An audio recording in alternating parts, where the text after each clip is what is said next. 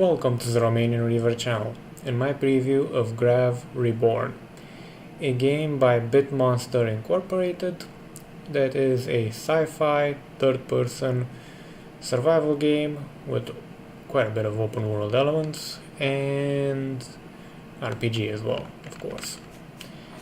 The RPG element, what with this being early access, is not too spectacular, but for a game that was released about, 11 months ago, it's coming along quite nicely. One moment, gotta feed the troll. Yeah.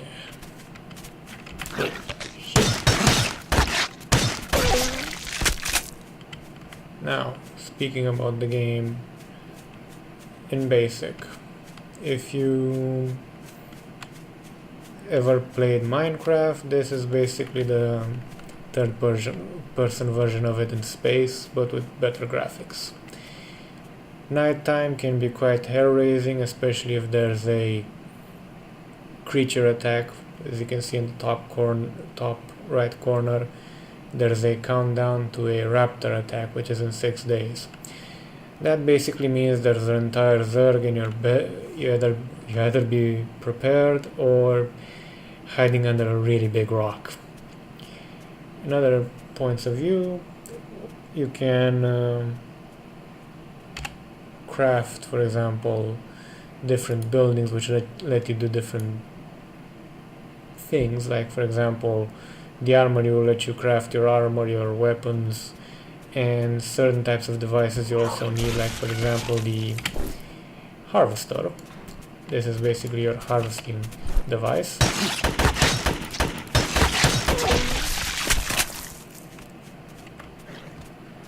Killing creatures, you get loot from them. Of course, the loot will probably change quite a bit, because getting bullets from a what looks to be prehistoric turtle does not smack too much of realism, but neither is this, to be honest. Walking underwater with, well, technically you are an astronaut and you do start off with a helmet of sorts, but I can't really tell if the helmet is still on or not. In theory it is. In practice, God knows. Now, as I was saying before I was rudely interrupted, you craft buildings, or more precisely, buildings, crafting either devices or benches, power sources, automated mining devices, so on and so forth, basically. Oh, you also have these, which can be quite useful. And regarding resources for crafting, you have gems, ore, fossils, wood, crystals, and one other element you usually use for either higher end stuff or leveling your character's skills. Yeah, it's not only XP based. Now if you scroll over each resource in part, it gives you a slight blurb where you might be able to find it. So far, by what I've noticed, gems and ore are the most difficult to find. Fossils and wood tend to be a bit more common. Crafting itself, you start off with a basic kit of item blueprints, which you then expand by getting it from... Yes, this game can be quite weird. But early access. They worked quite a bit, by what I understand, on optimizing this thing so it can actually run on most PCs. Which, as you can clearly see, it kinda does, because my computer isn't the most modern of devices. Of course, there's still pervasive graphical glitches in certain aspects, but at least your computer won't turn into a firebomb spontaneously. Now, where was I? Oh yeah. In the more advanced blueprints you get from looting either creatures or bosses. Basically, a boss is a bigger, meaner version of a regular creature. Like for example, that dodo-looking bird would be slightly bigger, much tougher, and it will have a higher chance of dropping blueprints you might need. Like for example, out of the blueprints you see here for building various stuff, I started with the armory, the science station, and the research station. Everything else, vehicle bay, factory, kitchenette, storage bin, stargates, generator, monster summoners, bubble shield, so on and so forth, I got from looting bosses. That's not a boss, that's just a regular. Besides wandering around and derping in here and on the planet, I mean, you also get the option to build stargates which need power via a generator, and you can go to various locations. So far you only go to moons, which are basically the moons above the planet. To do this though, you also need to have like oxygen supplies, which are consumables as far as I can tell. I've only ever spent about 5 to 6 hours playing this game, and I haven't gotten that far into it.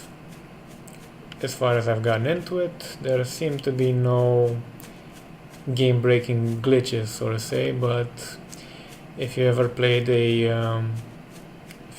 on a World of Warcraft private server, the kind of glitches you'll know from there, you can also kind of see here. Like for example, a couple of times creatures will spawn way up there, and they'll be walking on the side at an angle. You're like, do you have anti-gravity boots or what the bloody? And whatever you do, do not try to pick fights with them on higher ground, because you will end up like Anakin Skywalker, legless, burning, and boiling your own piss, to be honest. Now, in terms of starting off, you start off with a Mark 1 harvester beam rifle thing, which allows you to stun creatures but not do much damage to them. At least I haven't seen it kill anything, and trust me, I've tried. May seem useless, but if you're getting chased by a boss, running backwards and stunning it will give you a decent chance of survival. Then besides this, you also start with a tier 1 version of this, which is basically a rotten club, if I'm not mistaken. This I looted from a level 14 boss, the blueprint for it. You also get the option to craft yourself a pistol via the armory bench, and my advice is get pistols, because it changes the whole dynamic of combat. You're no longer basically a XP pinata for the enemy, especially when you get stuck into a rather weird position. But we found our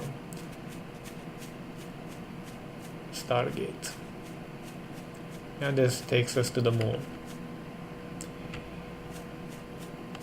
Do not try to think of the Savage Garden song either. Now, besides that,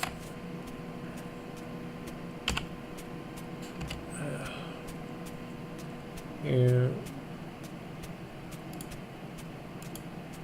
can clearly see here your type of blueprints you've actually gotten.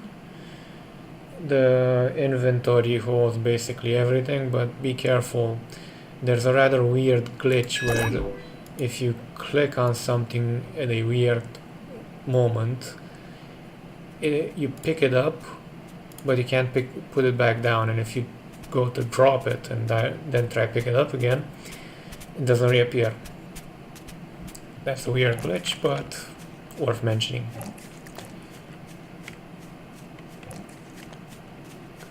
Besides the whole fighting creatures on the outside and on the moon, because even if you can't breathe on the moon, there are creatures running about.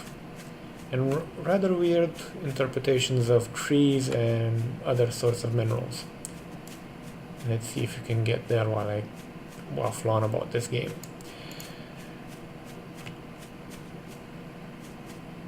The game world itself is divided into grids. Each grid basically has its own level of difficulty. And until you get a pistol, at least, do not try to go above yours, because you will end up as a rather chunky piece of salsa in a rather weird looking toad, basically. Now that, if I'm not mistaken, is loot from where I died once, because it makes it quite visible on the open world. And you can also, as you can tell on the bottom, just underneath the quick bar, you also have on the compass orientations. The small circle is a loot orb that you dropped. The house things are basically crafting benches you dropped, if I'm not mistaken. So far, I have not seen any for harvesters or such devices, but yeah, you'll have to use your Mark 1 eyeball and retain the location, basically. Now, besides the quick bar on the corner underneath the stamina bar and the health bar, blue and green respectively, you also have your location in longitude and latitude, your uplink location, which doesn't usually work to have one in the open world, but you should try to have one to get a fixed respawn location. Creatures seem to get a bit violent towards it, you, and anything next to it once you place it. Besides that, you also have your death location, your last one of course, and the last cave you visited. Caves being either, so far, either instances or actual cave systems. I have not run into a cave system quite yet. I've run into caverns so far. I'm quite eager to see what a cave system looks like in this game, though, as I've seen screenshots, both from the developers and from gamers. Considering I won't be able to afford this game for the next couple of months at least, it'll have to be a desire for a future Let's Play. This is basically how you gather various materials. There's not much difference aside from the... that's a cavern. Aside from the... where was it? From the element X, which has to be mined with a extractor. And takes time, of course. You also get element X from creature drops. These guys, as far as I'm aware, run around and they offer various items, consumables, and ammunition. The ammunition part's quite useful to have. Oh, don't tell me this, guys. Nope. You have to be careful. When you're lower level than they are, they can get quite frisky. When you're higher level, they're like, okay, we respect you, don't kill us, don't murder us, please. Yeah, that looks like a cavern. And that's what I was saying about weird spawn locations. This being a solo world, as I haven't played multiplayer quite yet, you get some weird shit, but early access, things will change. The uncanny den. Also fairly sure everything here is randomly generated, so yeah. Oh, and on the difference between multiplayer and single player is, if I'm not mistaken, the PvP element is made up of territory control. You can build towns, well, buildings, which eventually morph into towns, and so on and so forth.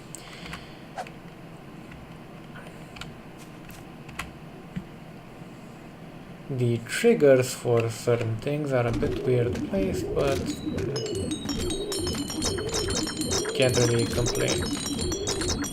Now, caverns, cave systems, and actual proper instances, which are sometimes buildings.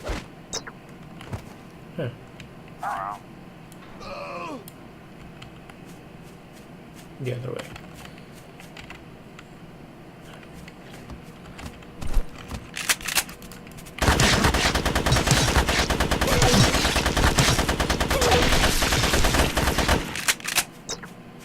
Oh yes, ARI model, baby. ARI model.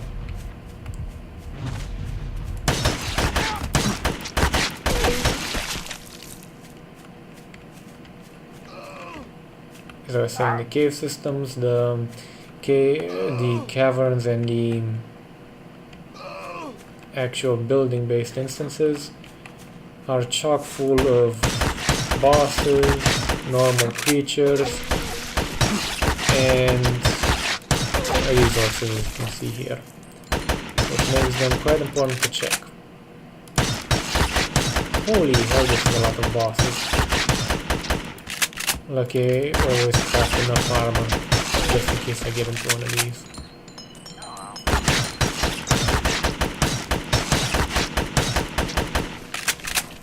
That's one less. Oh yes, and organics are another resource you get exclusively from creatures. And yes, when you think organics and they look exactly as they do, a brown mound, they are basically shit. Quite literally shit.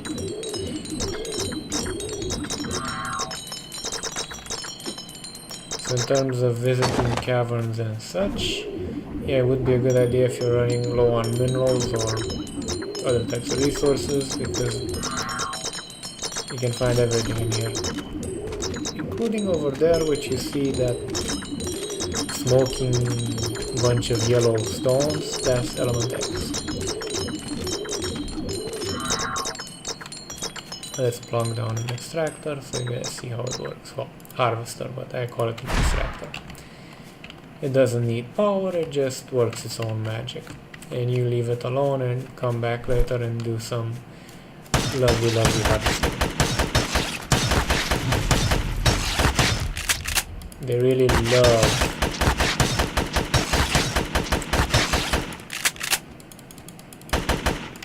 the helpful NPCs, as you can tell.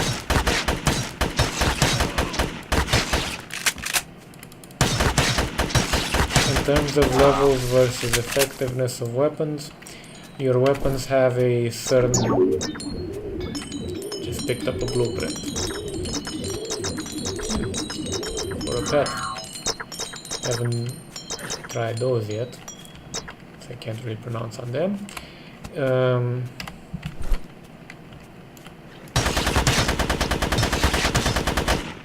As I was saying, the items like weapons and such are linked to level. Relative level versus the thing you're fighting. So basically a simple pistol or rudimentary pistol, however it's called, will always be a certain level of damage. For example, let's say 50. What I can tell the current formula is, taking that into account, you get damage added or damage reduced from it relative to what you're shooting. Armor seems to work much in the same way. You can get hit like you were hit like by a freight train, or it could be basically a French tickle. Not much difference.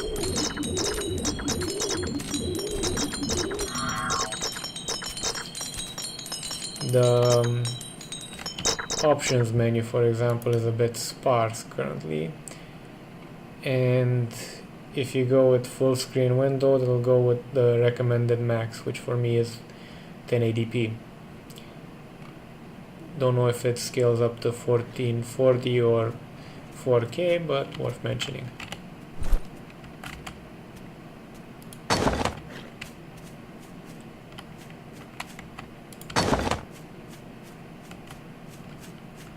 Hello, friend. Hello. Okay, so that's the cavern. Let's see if you can make it out without getting pummeled. Oh, in terms of food, you require it to not lose stamina. You can live without stamina, but it generally is not a smart idea to do. Because, for example, in melee, your most powerful attack depends on stamina. For example, as you saw there, with the right mouse button. This is a shroom tree, isn't it? Yep, shroom tree. Really working for that Warcraft vibe. Now let's get out of here.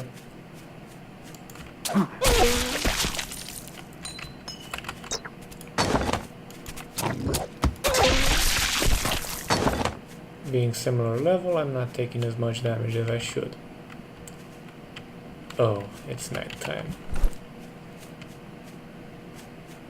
One thing that kind of sets this game apart is the fact that, at least at the beginning, you lack any sort of illumination. There's a pet that I picked up that I could craft that provides light, but as far as I can tell, no armor I have access to provides any form of illumination. That's the flare, which gives you a relative idea where you are and where you've been, which is a useful thing to use, pardon. But during the night time, yeah, you have no idea where you're going, unless you really are good at using your eyes. Me being a half-blind bastard, yeah. Usually when you see light, it denotes either a point of interest or hostiles. Like this fucker. Oh yes, and be careful when shooting next to trees, because the collision model is a bit derpy.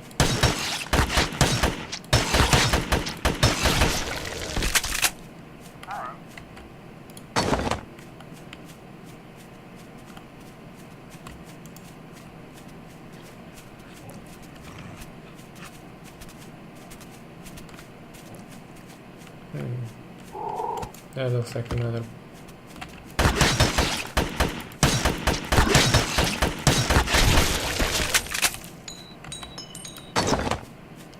The loot doesn't change much. Oh shit, that's level 16 and I'm 14. That's not good bad.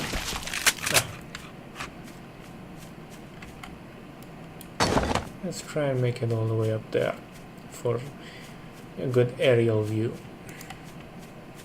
Oh, and there are wingsuits and jump packs in this game besides that, but I've only gotten access to a wingsuit so far, and I'm pretty sure that does not have its own thrust capability. You basically jump off stuff and glide. Is that a boss? I think it is.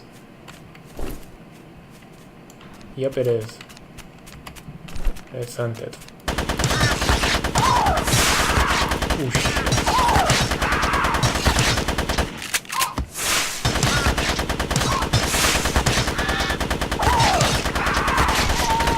And they're not too hard to kill, but I doubt that'll last for long. And on multiplayer servers, your main enemy won't be the NPCs, hostile or friendly, but other players. This being solo, I'm not that afraid of anything. One thing to mention, the fact that your progress on solo does not transfer over to this is level 18 to 21 to multiplayer, so use solo play to practice. Don't use it as a way to basically skip, because it won't work for obvious reasons.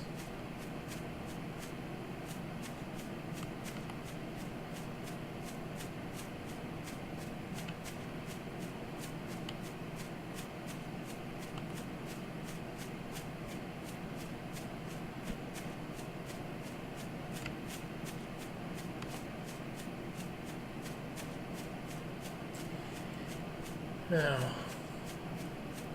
besides that, not much else left to say. The game's quite good for what it is, and if I'm not mistaken, it was around 20 bucks or somewhere around there, so not that expensive. Would it be worth the purchase in the current state?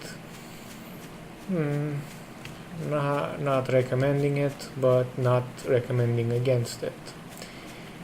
If you look at the store page for it and you like what you see on the videos, odds are you like the game proper, because it is as advertised. Oh shit.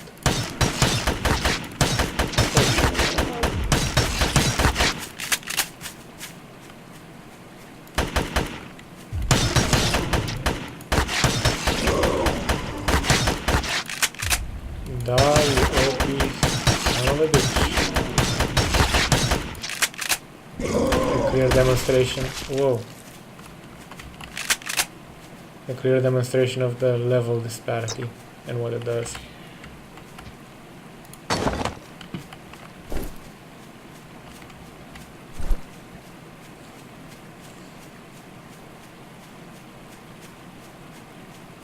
Okay.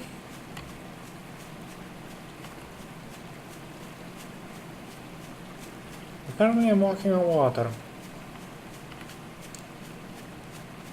What I need right now is the ability to also moonwalk, and it would be perfect.